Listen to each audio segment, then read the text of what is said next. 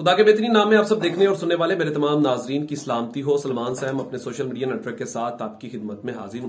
नाज़रीन, आज मैं जिस हल्के के बारे में बात करने जा रहा हूं इसको सियासी लिहाज से बड़ी अहमियत हासिल है। नाज़रीन, पीपी 227 पिछली दफा भी यहां पर बड़ा कांटेदार मुकाबला हुआ था पाकिस्तान तहरीक इंसाफ और मुस्लिम लीग नून के दरमियान। लेकिन इसके साथ साथ इसकी सबसे बड़ी और खास वजह यह थी कि यहां पर दो बड़े नाम आपस में मुकाबला कर रहे थे। एक तो सदीक खान बलोच साहब और दूसरी तरफ नवाब अमानुल्लाह साहब जो पाकिस्तान तहरीक इंसाफ से थे।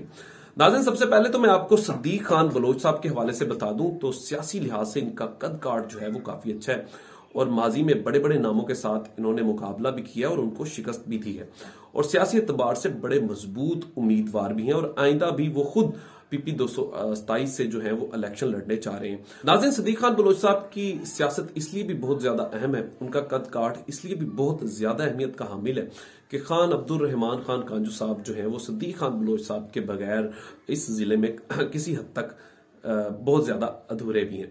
तो सदीक खान बलोच साहब की खान अब्दुल रहमान खान कांजू साहब जो है वो यहाँ पे बहुत ज्यादा रिस्पेक्ट भी करते हैं और कोई भी मुशावरत हो तो वो उनसे किए बगैर नहीं रहते। और इसका जो सबसे बड़ी मिसाल जो है वो मैं आपको दे सकता हूं कि अभी हालिया जो इलेक्शन हुआ ज़िमनी इंतखाब पीपी 228 में, तो सदीक खान बलोच साहब के जो कैंडिडेट थे वो थे पीर रफीउद्दीन शाह साहब।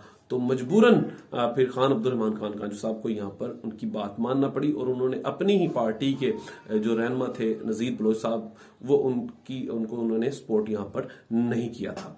इसी तरह नवाब अमानुल्लाह साहब की अगर बात करूं तो वो यहाँ पे भी वो भी साबका एमएनए रह चुके हैं।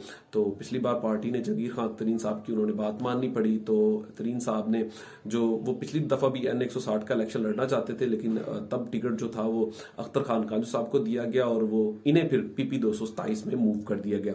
तो यहाँ पर जब इन्होंने इलेक्शन लड़ा तो यहाँ पर ये इलेक्शन हार गए थे लेकिन सदीक खान बलोच साहब की जीत का जो मार्जिन था वो माजी की निस्बत अब बहुत ज्यादा कम था। 2 या 3 हजार से नवाब अमानुल्लाह साहब जो है वो यहाँ से इलेक्शन हारे थे।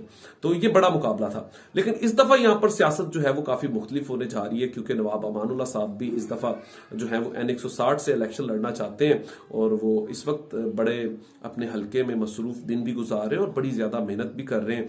और दूसरी तरफ जो है वो पीपी 227 की अगर मैं बात करूं तो फिर यहां पर अगर नवाब अमानुल्लाह साहब यहां से इलेक्शन नहीं लड़ते तो पार्टी अब तक की इत्तलात के मुताबिक एक बड़ा नाम जो जंगीर खान तरीन साहब का साथी भी रह चुके हैं इमाद अशरफ सियाल साहब के हवाले से कहा जा रहा है कि वो सदीक खान बलोच साहब का यहां पर मुकाबला कर सकते हैं। तो ये अब तक की मेरे पास इत्तलात है। तो नाज़रीन, एक बात आपको बताता चलूं कि महार अशरफ सियाल साहब जो हैं ये तरीन साहब के पुराने साथी हैं। ये पहले पाकिस्तान तहरीक इंसाफ में थे। जब तरीन साहब ने अपने इस पार्टी को छोड़ा तो साथ ही महार अशरफ सियाल और बड़े बड़े नाम जो हैं वो यहाँ से उनके साथ मूव हो गए थे। लेकिन आखिरकार महार अशरफ सियाल ने यहाँ पे किसी हद तक कुछ गैप देखा और उन्हें कुछ चीजें नजर आई तो उन्होंने दोबारा से पाकिस्तान तहरीक इंसाफ को यहाँ पे उन्होंने वहां पर शमूलियत हासिल कर ली। लेकिन अब आने वाले इलेक्शन में सदीक खान बलोच साहब का अगर कोई मुकाबला जो कर सकता है जो जमीनी हकाइक है और मेरे बहुत सारे अपने सीनियर सहाफियों से भी बात हुई, बहुत सारे उस हल्के के लोगों से भी बात हुई, तो वो यहाँ पर अगर कोई मुकाबला सदीक खान बलोच साहब का कर सकता है तो वो नवाब अमानुल्लाह खान साहब ही कर सकते हैं। तो अगर तो नवाब अमानुल्लाह साहब को N160 का टिकट मिल जाता है तो बहुत सारे लोगों की ये भी राय है कि नवाब अमानुल्लाह साहब को यहाँ पर पीपी 227 पे भी खुद ही इलेक्शन लड़ना चाहिए। तो क्योंकि वो ही जो है वो यहाँ पर सदीक खान बलोच साहब का मुकाबला कर सकते हैं।